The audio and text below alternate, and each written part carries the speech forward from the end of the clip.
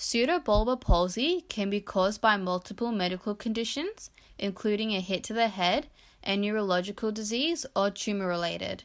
When our neural pathways are bilaterally affected, it can result in a pseudobulbar palsy. Bilaterally means in both hemispheres, the neural passageways are affected, meaning the signal does not send properly or it terminates in the wrong areas of the tract. The pathway that is most commonly affected in pseudobulbar disease is the corticobulbar tract, which is a pathway that sends signals from our brain to our facial muscles, such as the lips, tongue, and even the vocal cords. Another way pseudobulbar disease can occur is through the growth of a tumor on certain parts of the cerebral cortex or on the midbrain. For example, let's look at the frontal lobe of our brain. In our frontal lobe, we have the primary motor cortex and the motor association area. These two spots in our frontal lobe are the most important for initiating and sending off signals to other parts of the brain on how to create the appropriate and voluntary movement of our body. However, if a tumor pushes on this part of the brain, its function can be affected.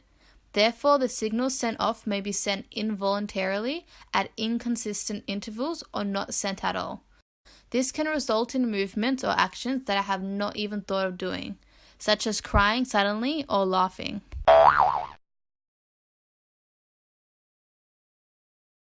Another area that could cause pseudobulbar palsy is if a tumor grew onto my basal ganglia.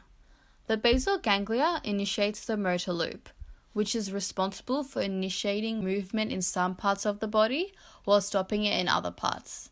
For example, clapping your hands but not stomping your feet.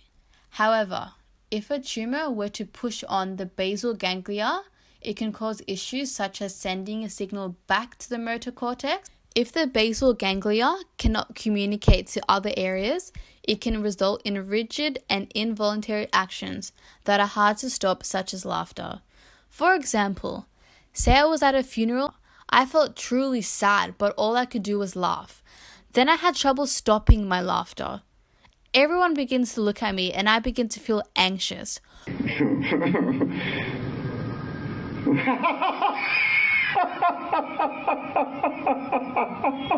My facial and vocal muscles would get the wrong message from my brain and cause me to start laughing. This would have happened because my emotions were being thought out. However, the expression of them ended up being incorrect, involuntary, and hard to stop.